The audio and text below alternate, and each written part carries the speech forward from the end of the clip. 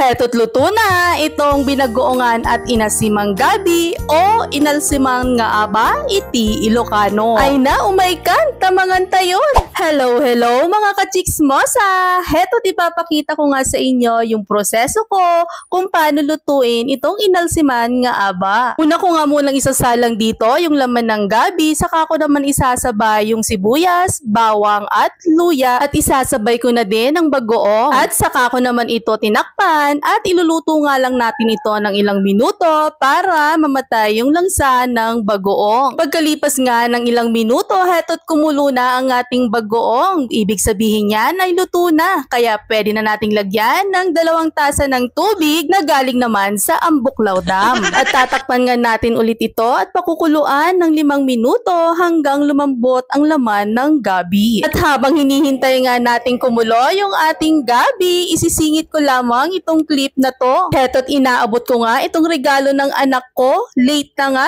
dahil ngayon lang dumating at dahil sinatsaga na nga lang niyang gamitin yung sira niyang sapatos, kaya ito na lang din yung naisip kong iregalo sa kanya. And as usual, Mother's knows best. Hoy! Bumagay nga sa paa ng anak ko at saktong-sakto lang yung sukat na nabili ko. Kaya kung interested din kayo, maglalagay na lang ako ng link sa comment section. Pagkalipas nga ng ilang minuto, ayan at kumukulo na. Kaya pwede na nating ilagay yung mga dahon at tangkay ng gabi. Kakaluban nga ulit natin ito hanggang sa lumambot na nga yung laman ng gabi at yung tangkay niya. At habang nag-aantay naman, naisipan kong meriendahin muna itong cake na halos 5 araw na sa ref. In fairness ha, ang haba ng lifespan ng cake na to, kaya hinati ko para meron pa akong meriendahin hanggang next week. Charot!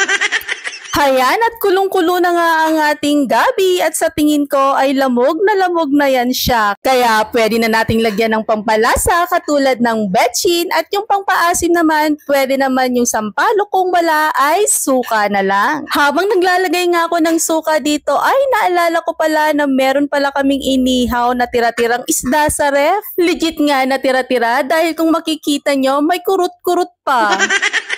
Kami-kami lang naman ang kakain at isa pa hindi naman maselan yung mga kasama ko dito sa bahay, kaya pwede nating i-recycle itong kinurot-kurot na bangos para makain natin ulit.